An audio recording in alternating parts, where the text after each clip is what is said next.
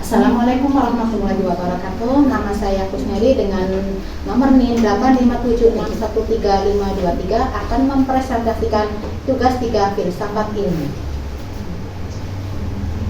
1.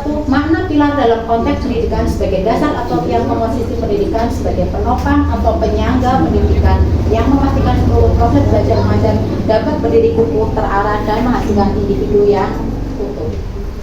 Berikut adalah analisis dan contoh aktual dari pilar-pilar pendidikan tersebut. Pilar tripusat pendidikan. Pilar keluarga berfungsi sebagai fondasi utama pembentukan karakter, nilai moral, dan etika dasar anak. Contohnya gotong royong, belajar ngaji dalam keluarga. Pilar sekolah berfungsi untuk mengasah kecerdasan intelektual, menumbuhkan wawasan ilmu, dan keterampilan untuk mengembangkan potensi analisis, misalnya pendidikan kurikulum muatan lokal. Pilar masyarakat berfungsi sebagai ruang menempuh karya bermasyarakat dan mengaplikasikan ilmu, misalnya mengikuti kegiatan karang taruna dan posyandu remaja. Pilar trilogi, pilar ini metode Among yang berlandaskan pada asih, asah, dan asuh. A. Ing arso sum tulodo. Pendidik harus menjadi figur yang baik dalam tindakan maupun budi pekerti, karena keteladanan merupakan kunci utama pendidikan karakter. Misalnya guru hadir tepat waktu dan berpakaian rapi. Ing madyo mangun karso. Pendidik hadir sebagai teman belajar yang membangkitkan semangat dan ide peserta didik. Misalnya mengadakan musyawarah kelas. Tuburi handayani. Pendidik memberikan dukungan, ruang gerak, dan kebebasan agar siswa dapat mandiri. Misalnya memberi tugas kepada siswa dan memberi fasilitas yang diperlukan dalam pembelajaran. Prinsip dasar pendidikan Ki Hajar Dewantara. Ing ngarso sum tulodo, sebagai pendidik harus menjadi model di hadapan anak-anak didiknya agar mereka menumbuhkan figur yang layak dan patut dicontoh.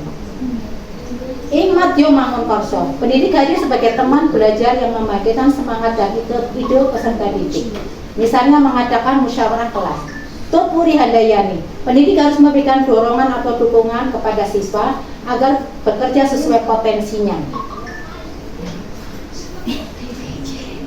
Analisis relevansi dan tantangan di era digital saat ini dalam pembelajaran daring, literasi digital, karakter peserta didik, dan peran guru. Pembelajaran daring, relevansinya mengedepankan asah, asih, dan asuh, menuntut guru bertindak sebagai among yang membimbing dalam pembelajaran daring untuk memfasilitasi kemandirian siswa, namun tetap dalam pendampingan personal. Tantangannya berpotensi memicu learning loss dan hilangnya sentuhan emosional antara guru dan siswa. Literasi digital, relevansinya siswa dituntut proaktif mencari, memilah, dan mengolah informasi. Tantangannya adanya ancaman seperti plagiarisme, hoax, dan kecanduan gawai. Karakter peserta didik, relevansinya mencakup olah pikir, olah rasa, dan olah karsa. Siswa memiliki filter moral terhadap konten digital yang destruktif. Tantangannya degradasi moral akibat paparan konten negatif tanpa batas. Peran guru trilogi kepemimpinan, relevansinya menjadi teladan dalam bermedia sosial dan menjadi motivator yang mendorong siswa terus bereksplorasi. Tantangannya adanya pergeseran peran guru yang semula satu-satunya sumber ilmu kini diganti oleh teknologi dan dituntut untuk lebih adaptif dan melek teknologi. Refleksi singkat filosofi Ki Hajar Dewantara tentang bagaimana pilar tersebut adalah dapat menjawab persoalan pendidikan nasional saat ini, memanusiakan manusia di ruang digital.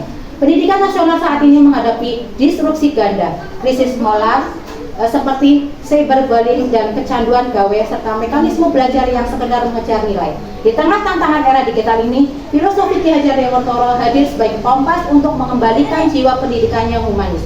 Krisis pendidikan di era digital terjadi karena kita menjauh dari akal filosofi bangsa. Revitalisasi pemikiran Ki Hajar Dewantara membuktikan bahwa teknologi hanyalah alat, sedangkan kemandirian jiwa dan budi pekerti tetaplah tujuan utama pendidikan nasional. Terima kasih. Demikian presentasi dari saya. Billahi taufiq wal hidayah. Wassalamualaikum warahmatullahi wabarakatuh.